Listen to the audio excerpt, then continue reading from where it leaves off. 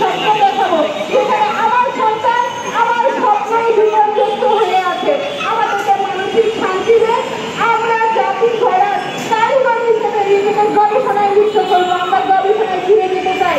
আমরা সারাদিন পরিবারের টেনশন, আমরা সারাদিন 12,500 টাকার সংসার চালানোর টেনশন, আমাদের সারাদিন 1,000 টাকার বাড়ি ভাড়া খুঁজে পাই না সেই টেনশন, আর কত টেনশন শিক্ষককে দিবেন। কারণ রাষ্ট্র শিক্ষককে নিয়ে চিন্তা করে না। সেই রাষ্ট্র দুর্নীতি রাষ্ট্র, সেই রাষ্ট্র শিক্ষককে নিয়ে চিন্তা করে না, যে রাষ্ট্র শিক্ষককে নিয়ে ভাবে না। আমরা দেখেছি বিগত সরকারের আমলে বড় বড় প্রজেক্ট বাস্তবায়ন হয়েছে, কিন্তু শিক্ষকরা এই দেশটাকে পুকুরের সাথে ঘুমিয়েছে, কিন্তু তাদের কথা শুনে নাই। যখনই শুনেছে তখনই বলেছে গবেষণা করতে হবে। আর কত শিক্ষককে নিয়ে গবেষণা করেছেন, অনেকটা গবেষণা করেছেন। একটা গবেষণার ফলাফলকে আমাদের উপরে অ্যাপ্লাই করেছেন, করেছেন তো কারিকুলাম চাপিয়ে দিয়েছেন। যে কারিকুলাম চাপিয়ে দিয়েছে, আমি কারিকুলামকে খারাপ বলছি না, বাস্তবমুখী কারিকুলাম, কিন্তু কথা হচ্ছে আমাদের শিক্ষকদের মানসিক বেকার রয়েছে।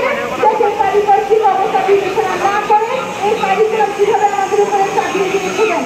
এই ভর্তি শুধু যে শিক্ষকের উপরে আসবে তা না, একটু মনোযোগকে যদি আপনারা ভাবেন, যদি একটু গভীরে বিশ্লেষণ করেন, গবেষণা করেন, সেইখানে শিক্ষার্থী উপকৃত হবে, প্রতিষ্ঠান উপকৃত হবে।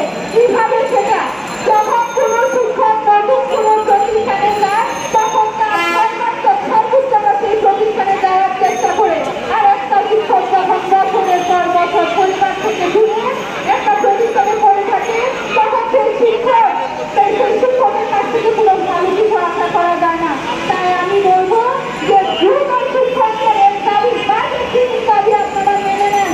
বাজেট দাবির জন্য শুধুমাত্র একটা সুস্থ পরিকল্পনারই দরকার। আমরা সেই পরিকল্পনা চাই এবং দ্রুত শূন্যপদে সর্বজনীন বর্ধিত রক্ষা করে চাই।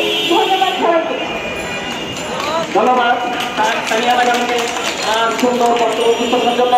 এ পর্যায়ে বক্তব্য উপস্থাপনের আহ্বান করছি সুদূর কুমিল্লার কর্মস্থল এবং নিজ জেলা দিনাজপুর বেলাল স্যার, সহযোদ্ধা, প্রিয় সহযোদ্ধা বেলাল স্যার। এরপরে বক্তব্য দিবেন জেলায় জাহিদ স্যার। আসসালামু আলাইকুম।